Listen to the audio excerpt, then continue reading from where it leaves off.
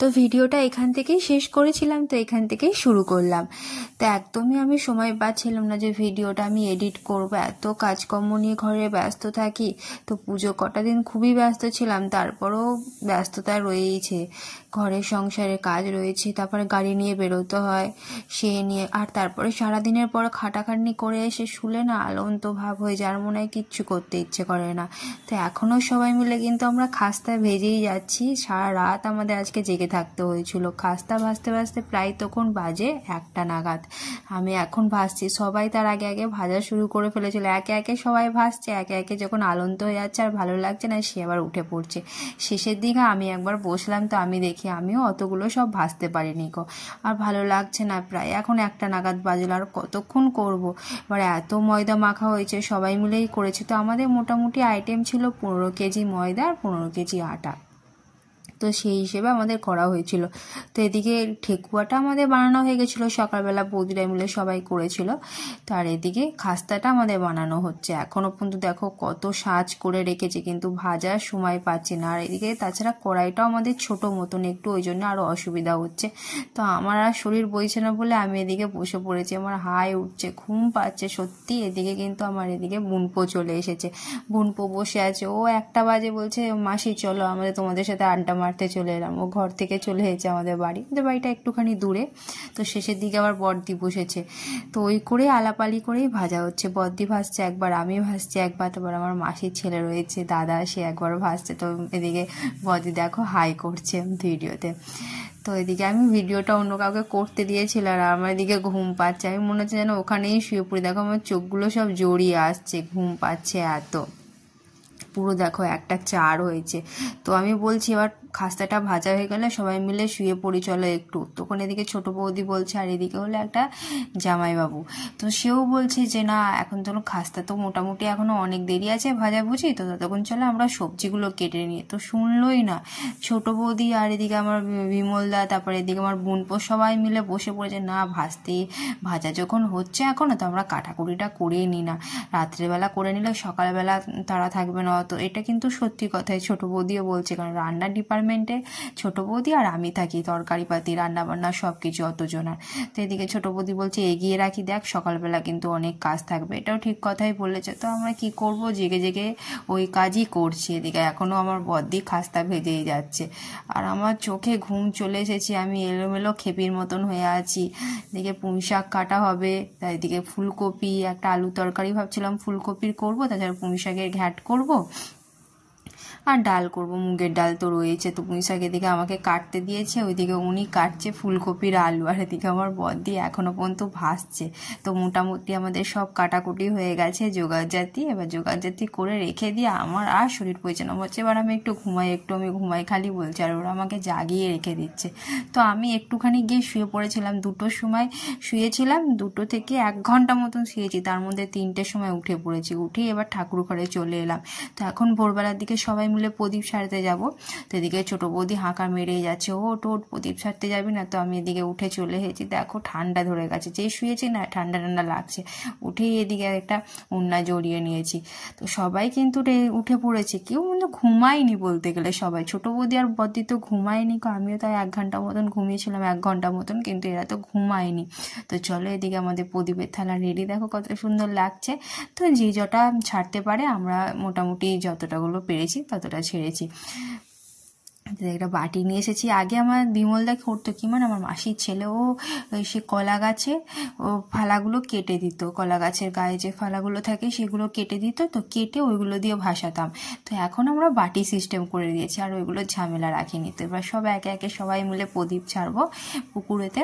তো আমরা তো গঙ্গা পাই না, আর গঙ্গা অনেক দূর ত্রিবেণীতে যেতে হয়, ত্রিবেণীতে মগরা ত্রিবেণীতে ওদিকে যাওয়া হয় না, আমরা এখানেই করি প্রত্যেক বছর ছট পুজো। তো চলো সবার হাতে হাতে একটা করে বাটি দিয়ে দিয়েছি, কত সুন্দর লাগছে দেখো প্রদীপগুলো জ্বলছে, আর আমার এখনও পর্যন্ত ঠান্ডা লাগছে।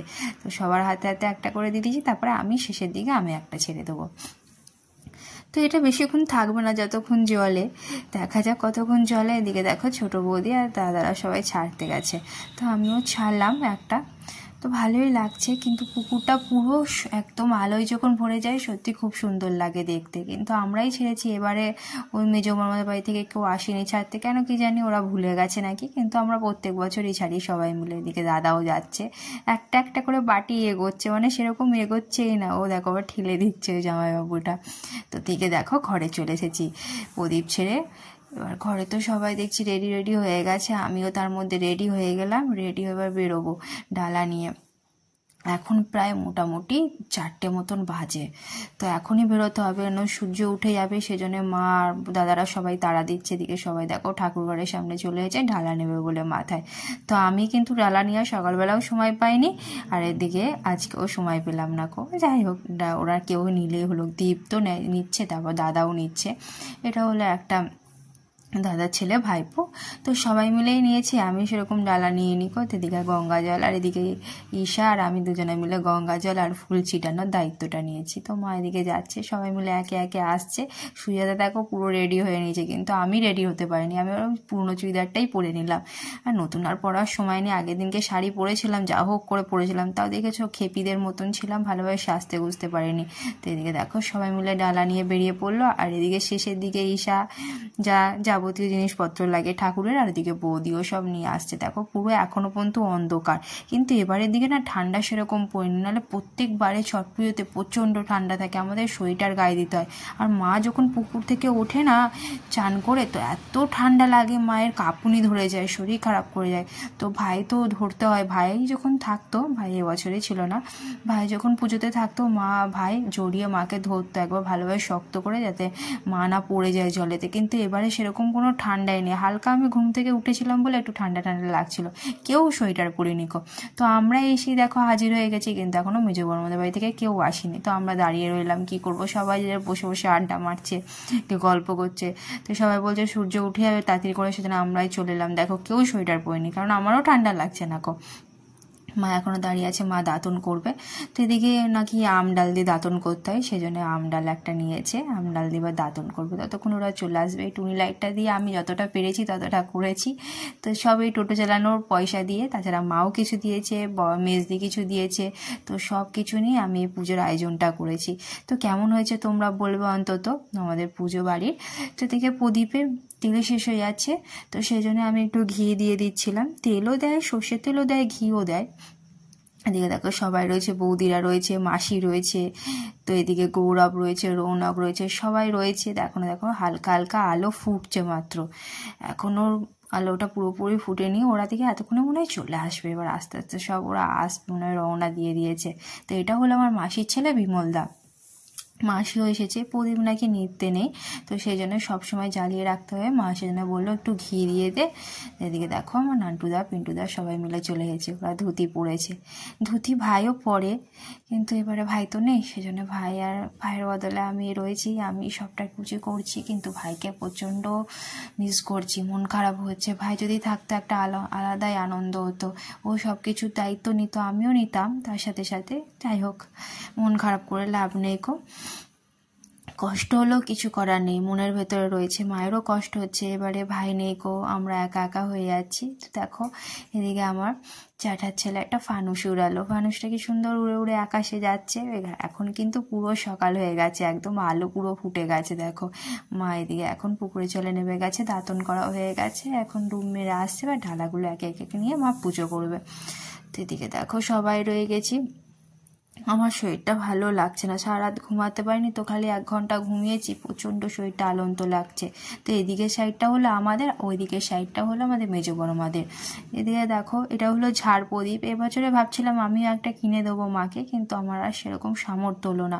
তো দেখি পরের বছর যদি ঠাকুর চাই তো একটা দেবো ঝাড় প্রদীপ, দেখতে ভালোই লাগে। তো এদিকে দেখো এগুলো সবাই হলো বৌদি, ওদিকে হলো মেজো বড়মার বড় বউ। তো উনি মোটামুটি 2-3 বছর ধরে করছে, তো আগে করতো না কো, তো মা করতো।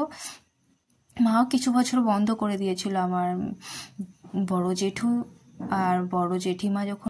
তো সবাই এখন ঘটিতে করে দুধ দেবে মায়ের সামনে পুজোতে, তো অনেকে জলও দেয়, তো যে যেরকম পারে। তো আমি আগে থেকে দুধ নিয়ে এসে রেখেছিলাম গয়লাকে বিকেলবেলা আগের দিন, তো সকালবেলা পুজোতে পাবো কি অত ভোরবেলাতে। তো দিকে দেখো সবাই লোকজন আমরা রয়েছি, তো খুব আনন্দ করছি সবাই মিলে। তো এখনও মোটামুটি অনেক কটাই ডালা বাকি আছে, আমাদের মোটামুটি 6টা ডালা থাকে, তার হয়তো যদি কেউ আবার এক্সট্রা পুজোর জন্য দেয় তারও একটা দুটো বেড়ে যায়। তো আমার বৌদি আর আমার মা করছে এখন, পরের বছরে যেন মা করতে পারে, তোমরা সবাই যেন আশীর্বাদ করো আর মায়েরও যেন শরীরটা বয়, যেন মা প্রত্যেক বছরই যেন করতে পারে। এটা হলো আমার বড়দি। তো এদিকে পাশে রয়েছে আমার ছোট বৌদি, তো এদিকে রয়েছে দীপ, ওইদিকে হলো বৌদিরা সবাই রয়েছে, এদিকে ভাইজিরা রয়েছে, অনেক কেউই রয়েছে। তো দীপ এদিকে এখন মায়ের সামনে দুধ দেবে, আমারও দুধ দেওয়া এখনও হয়নি, তো আমিও দেবো পরে। তো সকাল থেকে মা প্রচণ্ড শরীরটা খারাপ করছে। আজকে পুজো শেষ, এই 4টে দিন কিভাবে কেটে গেল, এত আনন্দের মধ্যে কিভাবে 4টে দিন কেটে গেল। তো আজকে সকালবেলার পুজোটাই শেষ, তো বিকেলবেলা তার আগের দিন হয়েছিল। তো চলো বাড়ির দিকে এবার সবাই মিলে যাব। পুজো শেষ হওয়ার পরে মা দেখো এদিকে মালাটা পরিয়ে দিল, এই মালাটা ছিল ঠাকুরের ডালার সাথেই ছট পুজোর। তো এদিকে দেখো ঠাকুর ঘরে চলে এসেছি, এবার সব ফল রয়েছে, সবজি রয়েছে, সব এগুলো মা এবার তুলে দিচ্ছিল। তো এই কুলোর সাথে দেওয়া হয়, এদিকে বরবটি দেওয়া হয়, মূলো দেওয়া হয়, তারপরে আদা গাছ দেওয়া হয়, হলুদ গাছ দেওয়া হয়, তো ছোলা দেয়, মটর দেয়, তো সেগুলো মা সব তুলে নিল। তো ওইগুলো দিয়ে আজকে পুঁই শাকের ঘ্যাঁট হবে। তো আজকে এই পুঁই শাকটা খেতেই হয় নাকি, পুজোর এই দিনকে খেতে হয়। তো দেখো এত ফল সবজি রয়েছে, তো এবার ফলগুলো রয়েছে, ফলগুলো তো সব কাটতে হবে, গোটা গোটা সব চাপাতে হয় কুলোতে, কিন্তু অত লোককে তো দিতে হবে। এবার এই প্রসাদটা নাকি মা বলে যে আসে তাদেরকে দিতেই হয়, না বলতে নেই। তো এদিকে দেখো ঘর দুয়ার আমার ছিতিবিতি নোংরা হয়ে গেছে, তার মধ্যে দাদা কি করেছে, উঠোনের মাঝখানে হাঁড়ি চাপিয়ে দিয়েছে। এদিকে কাঠে মাসি ভাত চাপিয়ে দিয়েছিল, ওদিকে দাদা ডাল চাপিয়ে দিয়েছিল। মোটামুটি রান্নাবান্না আমাদের এদিকেও কমপ্লিট। শরীর একদম বইছে না, আর ভালো লাগছে না, কি করব, সারা দিন সারা রাত এদিকে জেগে বসেছিলাম। এদিকে দেখো সারা দিনটা এখনো হাফ বেলা হয়েই গেল, ঘর দুয়ার এখনো মোছামুছি পড়ে আছে, খাওয়া দাওয়াও সেরকম হয়নি। প্রসাদ বিলোতে যেতে হবে, প্রসাদগুলোকে নিয়ে সব বাড়ি বাড়ি দিয়ে আসবো। কি করব, ঘরের কাজগুলো গুছাবো না বাইরের করব। দেখো খালি আমার ঘর দুয়ারগুলো দেখো কিরকম নোংরা হয়ে গেছে, তার চিন্তা আমার মাথায় হাত পড়ে যাচ্ছে। তো সব কাজ গুছাতে গুছাতে আমার পুরো বিকেল হয়ে গেছিলো, সন্ধ্যের নাগাদ। এদিকে দেখো পুরো সন্ধ্যে হয়ে গেছে, এখন সব ঘর দুয়ার মুছে পরিষ্কার করে গুছিয়ে সব ঠিকঠাক করে এখন মাত্র একটু আমি শুয়ে উঠলাম, এই শরীরটা আর ভালো লাগছে না।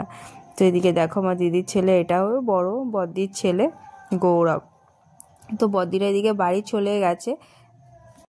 তো সব কাজ গুছাতে গুছাতে আমার পুরো বিকেল হয়ে গেছিলো, তারপরে আমি একটু শুয়ে পড়েছিলাম, শরীর আর বইছে না। তো আজকে ব্লগটা আমি এখানেই শেষ করবো, পরের ব্লগে তোমাদের সাথে অবশ্যই দেখা হবে। চলো টাটা, তোমরা সবাই ভালো থাকবে, সকলে সুস্থ থাকবে।